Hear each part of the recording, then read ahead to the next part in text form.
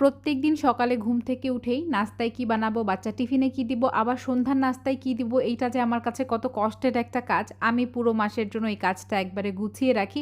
প্রত্যেকদিন একই কাজ করাটা কিন্তু অনেক সময়ের ব্যাপার। আমাদের মায়েদের অনেক বেশি কাজ থাকে সকাল থেকে রাত পর্যন্ত। তাই একই কাজ যাতে বারবার না করে একটু সময় বাঁচানো যায় তার একটু চেষ্টা করা।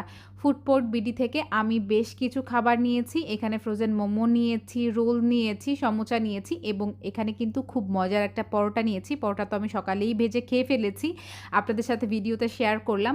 আর এখন আমি একটু মোমো বানাতে দিয়ে দিচ্ছি। মোমোটা হতে থাক। ওই দিক থেকে আমি আরও কিছু একটু ফ্রোজেন আইটেম ভেজে নিচ্ছি। ওইদিন সন্ধ্যায় আমার বাসায় গেস্ট ছিল। তো এখানে আমি ২ ধরনের রোল ভেজে নিচ্ছি এবং সমোচা ভেজে নিচ্ছি। বাজার থেকে কেনা প্রোডাক্টটা থেকে হোমমেড কিছু খাওয়ানো কিন্তু বাচ্চাদের শরীরের জন্য অনেক ভালো। আপু খুব যত্ন সহকারে প্রত্যেকটা খাবার বানিয়ে দেয় এবং খাবারগুলো অসম্ভব মজা। তাই ওনার পেজটা কিন্তু আমি বারবারই আপনাদের সঙ্গে শেয়ার করি। খাবার মজা না হলে বাচ্চারা খেতে চায় না কিন্তু। ফুডপোর্ট বিডির পেজটা কিন্তু আমার ক্যাপশনে ট্যাগ করা থাকবে। আপনাদের যেকোনো ফ্রোজেন আইটেম প্রয়োজন হলে কিন্তু আপুকে ইনবক্স করতে পারেন।